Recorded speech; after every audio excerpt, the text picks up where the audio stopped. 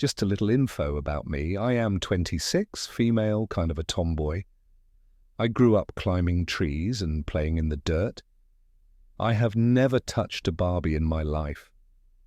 Back in the summer of 2002, I was 16 at the time. My then boyfriend asked me to go on a camping trip with him and his parents.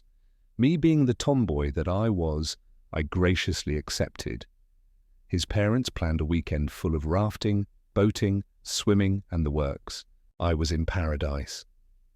They had an RV, and it was furnished with everything. I slept in the living and kitchen area on a makeshift bed. Even though my boyfriend's parents did not care where I slept, I did it out of courtesy. Such a lady. Side note, we were out in the middle of the woods at a designated camping area. It was so quiet and peaceful. You could hear the river in the stillness of the night. It was soothing. I remember thinking to myself, I could live here forever. The next day was probably the most fun day of my life.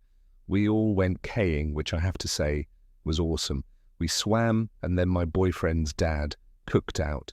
I cannot remember the last time I had laughed so much and genuinely enjoyed myself. The day seemed to fly by. Before I knew it, it was time for us to go to bed. We had a big day planned for the next day, and I was eager to get to sleep so I could wake up and do it all over again. I remember lying awake, though, staring at the ceiling. My boyfriend was snoring, and I laughed as quietly as I could. He snored, very loud. I got one last laugh before my life was literally changed forever. There was a tap on the side of the RV. It caught me off guard, but I was not alarmed. I thought it was a random noise. You know, the ones that happen when something cacks or settles, whatever. The bottom line is, I was not scared. I tried to sleep, but I heard another tap. Then I heard an unmistakable giggle. I thought maybe my boyfriend's parents were awake and he having some adult time. And I was thinking to myself, please God, let me fall asleep soon. Silence washed over the place. I could hear the river. I could hear the ringing in my ears you get when it is dead silent. I had this sinking feeling in my stomach. People say you get that feeling when something bad is about to happen. I felt it at that moment. In the dead silence, I heard the giggle again, followed by a scraping sound coming from outside the RV. My heart jumped into my throat and I felt tears in my eyes. When I get nervous or scared, I cry.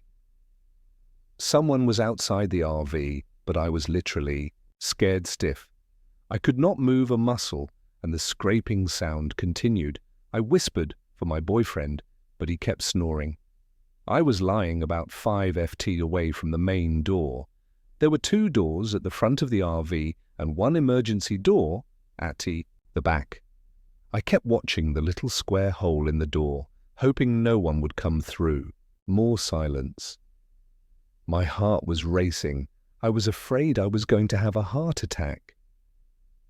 I tapped my chest to try and calm myself.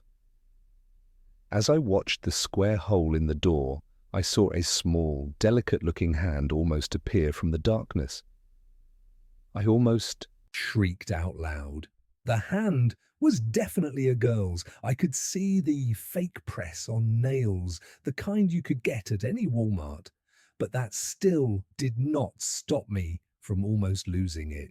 I sat up and started screaming. I started wailing. My boyfriend's parents staggered into the room, and all I could do was point to the door. Boyfriend's dad went to open the door, but there was a sudden crash. He fell back inside onto the couch out cold. A rock had fallen onto the floor. Then my boyfriend woke up and started shouting. His mum went into a panic, attending to her husband. I was still screaming in shock. My boyfriend was flipping out.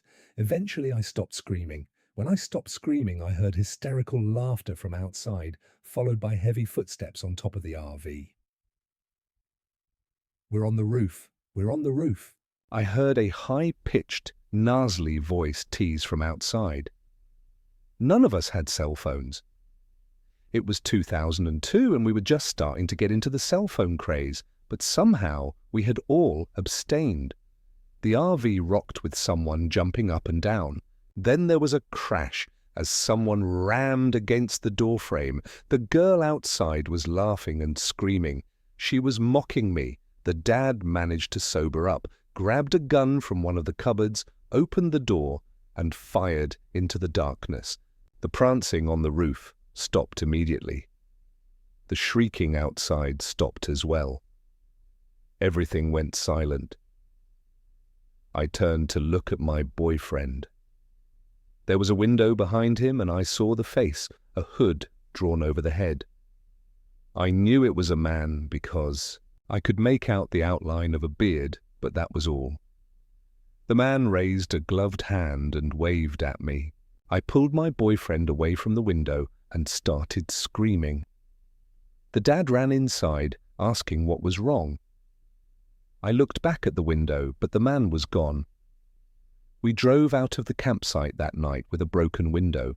My boyfriend's dad went to the hospital with a minor concussion from the rock. His wife drove, so we were okay. The parents called the police the next morning. Officers searched the area but found nothing. No other reports were ever filed after us. I had to go through counseling and therapy because I had trouble sleeping for about 2 years after it. My boyfriend and I broke up due to the stress I was experiencing from it. Eventually, I started getting better. While I was in university, a girlfriend and I decided to go to the movies. There was a new movie out called The Strangers. I decided to go because I had no homework. It turned out to be scarily similar to the experience I went through. I ended up having a panic attack in the middle of the theater and had to go to the hospital. A few months later, I read a newspaper article about a woman who had been arrested at a campsite not too far from where my boyfriend and his parents had been that summer. She had been vandalizing tents and RVs. I do not know if it was the same girl. The article did not show her picture, but it made me wonder. As of 2012, I no longer go to therapy or have nightmares. I do own several different types of guns now. If you knock on my door in the middle of the night, you better have a very good explanation for why you were there. Also, stay the hell off my roof. I just came out of a relationship and felt like a bit of casual dating will be fun. So I went on to Tinder. I made it clear to the few people I actually matched with and spoke to that I didn't want anything serious, just a dinner date or a pub night here and there. I matched with a really cute guy. Let's call him Pete. He had just moved to my city and wasn't looking for anything serious either. He just wanted to meet some people and see some local spots. The first night, we met up at a well-known tapas bar. I chose this place because I had a few friends who were waitresses and bar staff there, so I felt safe meeting a stranger. He was on time, we had nice chats. A really cool guy on first impression. We spoke about work.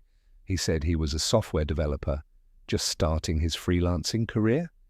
We talked about where he lived now that he had moved. He said he was sharing a place with some friends. Rent is quite pricey in this city, so it made sense. He asked where I lived. I told him I was lucky to have my own one-bedroom apartment in a nice, popular part of town, mostly thanks to my parents helping me save and giving me a portion of the deposit money for my 21st birthday. I invested it and grew it until I had enough for a decent deposit. He offered to drop me off at home. I said, no, I'd prefer to Uber by myself. He asked if it was because I was going to meet someone else after him. I laughed because I genuinely thought it was a joke. The next time I saw Pete was about 3 days later. He said he knew it was fast, but he couldn't stop thinking about me and wanted to see me again. This time, we met at a different restaurant, also one I chose because I went to school with the owner and knew the staff well. The place was a bit pricier, and he got annoyed with me for ordering as much as I did. I couldn't understand why, since I insisted on paying for my own food both times we met. That night, same story. Let me drop you off at home, please. Again, I said no. While we were in the middle of the conversation, he got a call. He stepped away, but I could still hear a fair amount. No, I think I'm going to stay with you again. Yeah, I'm with her. Don't worry about it. Okay, I'll be home soon. I thought he was chatting with his roommate or maybe his mum. I didn't ask. He came back to our table. Please, I insist. Bad things happen to women that Uber home this late by themselves. I'd feel better if I dropped you off. Not having the energy to argue, I told him fine and put my address into his GPS. As soon as he got home, he messaged me saying he would pick me up in the morning for a picnic. I replied that I actually had cleaning to do, but he insisted, saying he would see me at 10 a.m. the next morning. Sure enough, he was right outside my apartment. I got into his car. As he leaned over to kiss my cheek, I noticed that his breath stank. I was a little grossed out. Well, we had our picnic, which was quite nice. He tried to kiss me a few times, but I avoided it. By about 4:00 p.m., I told him I really wanted to go home. The park we had gone to was about an hour-and-a-half drive from my apartment, so Uber wasn't really an option. He agreed. On the drive back, I fell asleep. When I woke up, he asked if we should finish the rest of the bubbly we had for mimosas at my apartment. I said, no, then he just snapped. He raised his voice. What are you hiding from me? Just be honest. Why are you so desperate to keep me out of your apartment? I was confused and kept quiet. He dropped me off, but I could see his car across from my apartment for about half an hour before he left. 5 minutes later, he messaged me saying he was home safe and that he thought he was starting to fall for me. Naturally, I was freaked out because I had made it clear I didn't want anything serious, and he had said the same. I told him we should take a break from hanging out. About 5 days later, he messaged asking if we could go for dinner again. He had found an Indian cuisine place he knew I'd love. I said, okay, just send me the address. He said he'd pick me up. 7:00 p.m. comes. He tells me he's downstairs. As I go down, I see him standing at my gate. I pressed the remote to open it, and he walked inside to meet me. Show me which one is yours. I'd love to see how you live. Not hi, not how are you? That was his opening line. Naturally, I was unsettled. I said, I'm starving. Could we go for dinner first, and I'll show you my place later? At dinner, he got a call again, and this time he didn't step away. Pete said, yeah, I don't know. I can let you know by about 10 foot. Then he turned to me, am I sleeping by you tonight? I said, no, I don't know. I have work tomorrow. He said he did as well. Then back to the caller, I'll let you know. Okay, I heard the person on the phone say, no, you're not. Can you just get your things, please? Pete replied, and do what with them? The caller said, take them to that girl you're seeing. I'm done asking you. I was sitting there in absolute shock and terror. What the heck was going on? Our food arrived. We barely spoke. I said to him, why did you ask me if you can sleep by me? We're not spending time together like that. You know this. He spun a story about just wanting to hang out and see how I live. I said frankly that I didn't like having strangers in my apartment. He got very touchy.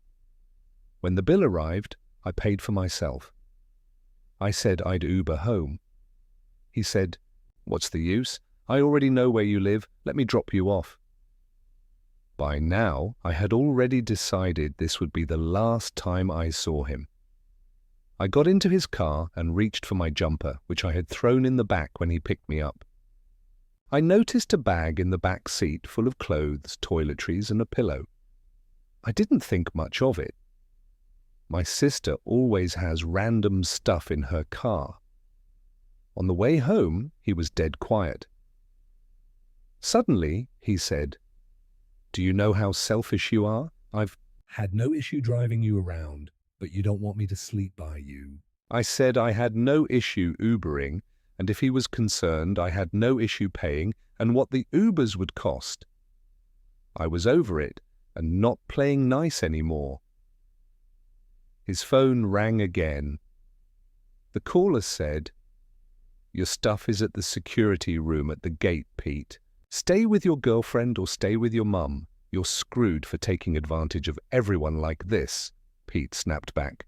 "I don't speak to my mum. You know this. You—" And then he hung up. I thought it might be an ex-girlfriend trying to collect things. Before I could process, he turned to me and yelled, "I have nowhere to go. Are you happy, you spoiled brat, living off mummy and daddy's money, getting driven around by me like—" "I work for you, bitch." I froze. My body was stiff with fear. I didn't know whether to cry or throw up. In my head, I was planning how to grab my bag as soon as he stopped yelling and run straight to the cafe under my apartment. If you run through the cafe, you can reach a gate that takes you to the back part of my apartment. It has fingerprint access. I didn't want to risk using the main gate. He stopped at my apartment. As planned, I jumped out, ran into the cafe, ran out the back, through the little gate up to the second floor. My apartment was on the 4th floor and hammered on a neighbor's door. I told her and her husband everything and asked if they could call the cafe to explain why I ran through with no explanation. I blocked Pete and I haven't seen him since. Still not sure what his deal was. From what I gathered, he was basically homeless and probably wanted to get into my apartment to sleep there. I don't know if the girl who kept calling him was a Tinder date that led him into her apartment and he just never left. All I know is he scared the living daylights out of me and I never ever want to see him again. So all of this ended a couple of months ago, and I only now feel comfortable sharing it. For background, I am a 24-year-old woman living in Australia.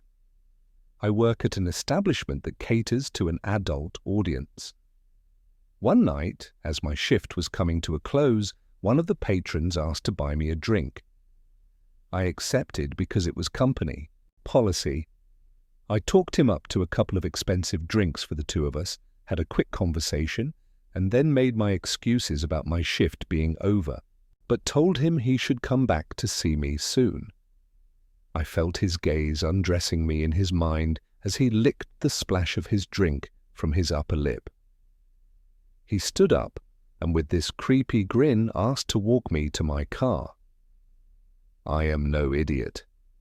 I know never to put myself in that position, so I politely declined and told him I might see him next time. I walked out past our biggest bouncer and the guy didn't follow me. Great. Nothing extraordinary, just standard for my profession. But sadly, this wasn't where our story ends.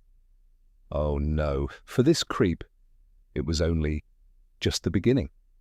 I was off for a week after that night, but when I came back to work, I was told that a patron had been coming in every night for the last week asking for me. He said he wanted to buy me another drink.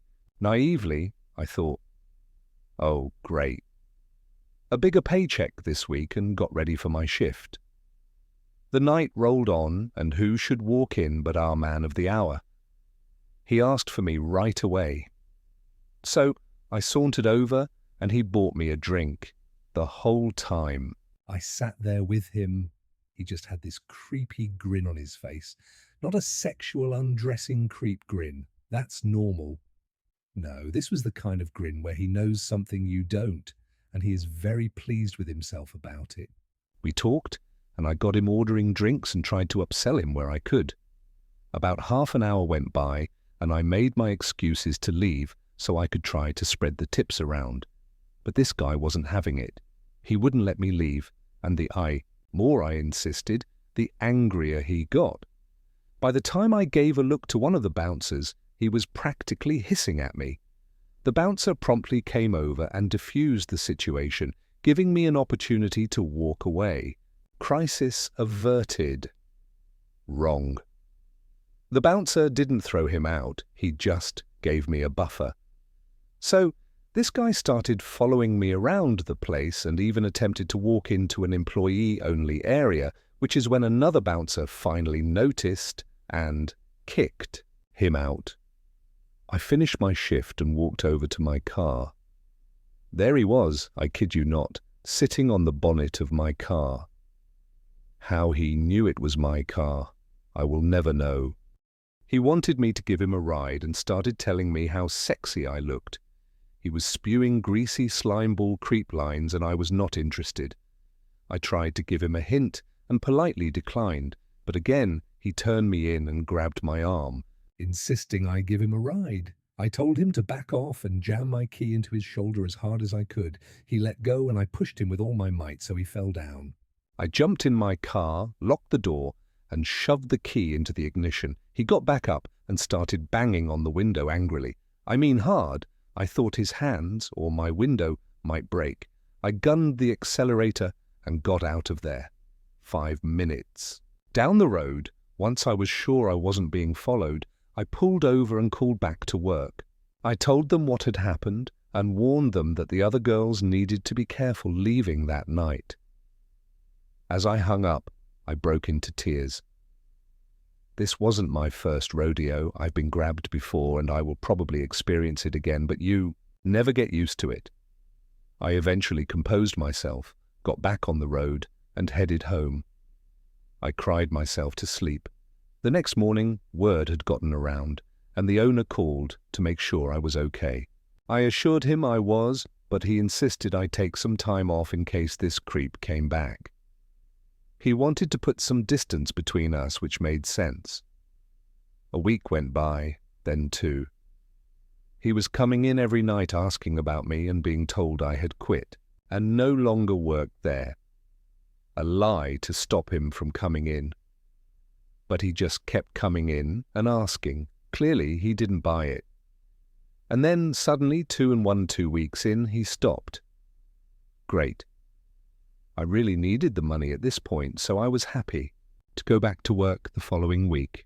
Time went on and everything seemed normal again. Same old chances, but the good kind that lead to higher paychecks. The abusive guy didn't come back. I was happy, but I started being forgetful. I would think I left a door closed when I left the house, but it was open when I got back. Lights on or off, food left out. Things ended up in different places than I remembered putting them just moments before. I was losing it. Probably just the stress, I thought. One of my close friends who worked with me reassured me that it was normal after being grabbed and that it would pass. This kept up for a month. Then one day I headed out to work and got 15 minutes down the road when I realized I had forgotten some clothes I needed that night. I headed back home and saw the lights in my front room on and the TV was visible from the outside. I really was losing it. Good thing I came back. I headed inside and grabbed my stuff, made sure to turn off the TV and lights, and headed to the door. Suddenly I froze. There, standing and blocking the door, was the creep who had grabbed me. I was stunned, jaw dropped. Then after what seemed like a lifetime of standing in silence, staring at each other, him smiling that creepy smile, I screamed, "What the hell?" I was screaming for him to get out, asking what he was doing there, how he knew where I lived. All in one jumbled mouthful of panic and confusion, he just stood there smiling at me while I freaked out. I was gasping for air in a mixture of a panic attack and sheer bewilderment. Then he decided to speak. His words oozed out of him and chilled me to the bone. "Welcome home, honey. You're back early." A switch went off in my head.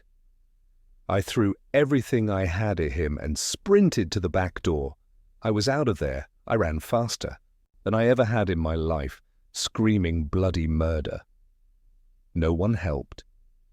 I hid in some bushes around the corner, tears running down my face, gasping for air. I checked my pocket. My keys were still there, but no phone.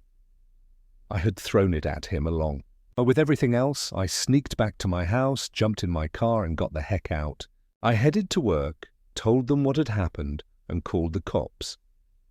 The cops went to my house and sent others to my work. Stalker guy was gone when they arrived. They searched the house and discovered he had been living in my crawl space. That explained the doors, lights, and misplaced things.